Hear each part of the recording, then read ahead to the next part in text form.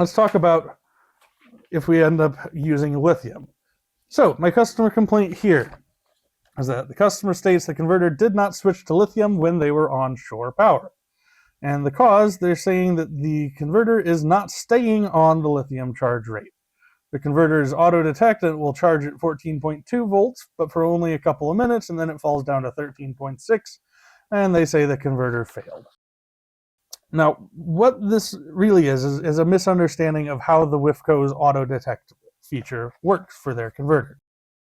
So WFCO's auto-detect is falling back to this 13.6 number because its internal algorithm, the internal brain inside the converter itself that is determining what voltage battery you're running, is either thinking that the battery is full or that there's some sort of a voltage drop within your RV's wiring, tricking the sensor.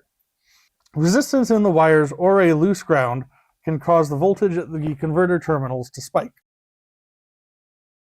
Now, this spike, it looks at it and it thinks that the batteries are fully charged, and so that's where we keep seeing the drop down to 13 volts.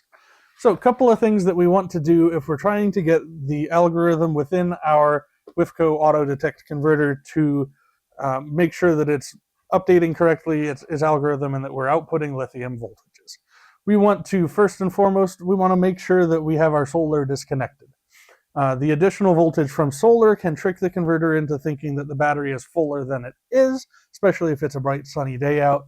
And so it'll never quite reach that lithium level because it's seeing the higher voltage and assuming that the battery is full, but it's not high enough voltage to trigger into the lithium range.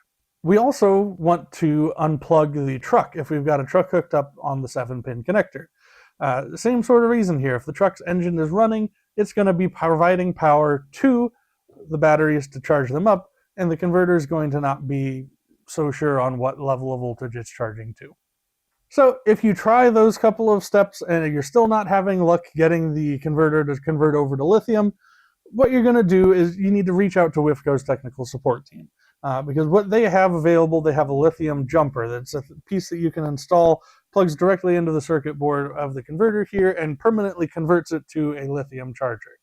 I want to repeat that again for you. It permanently changes it to lithium. So there's no changing it back after you do that. But if the customer's looking for charging their lithium unit, do that before you send this whole unit in as being defective.